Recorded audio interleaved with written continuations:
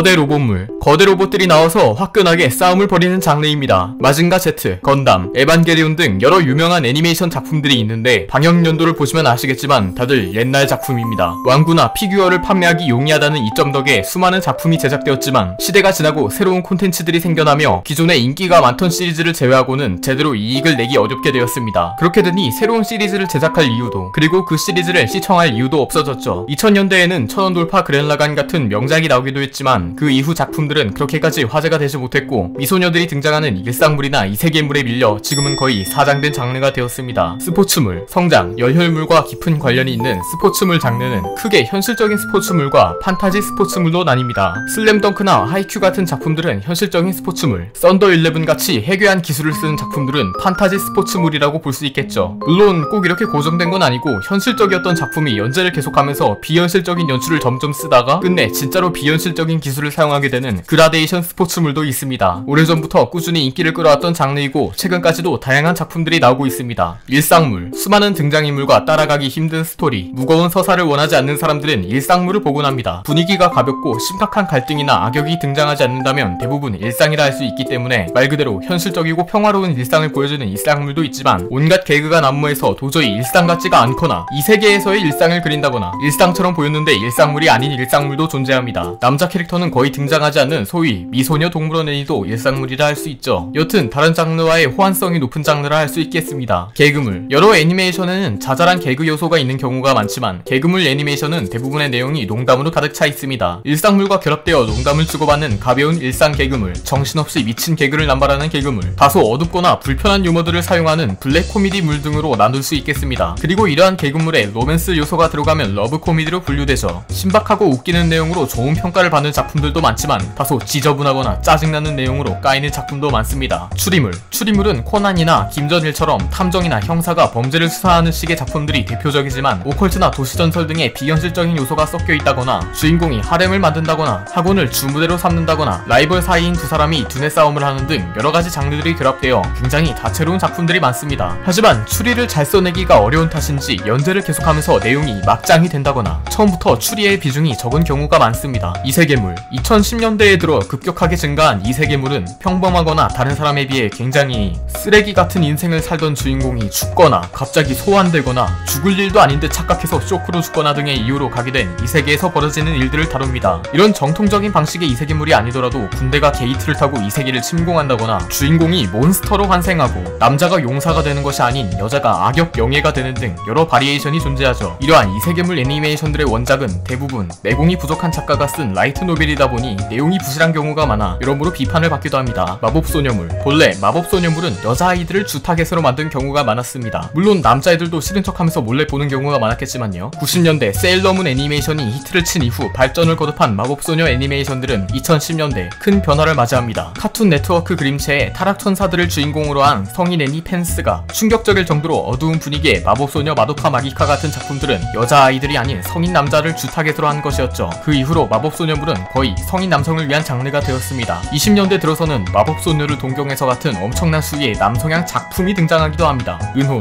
고릴라와 외계인, 마다오가 등장하는 장르입니다. 네오 암스트롱 사이클론 Z 암스트롱 4가 애도성인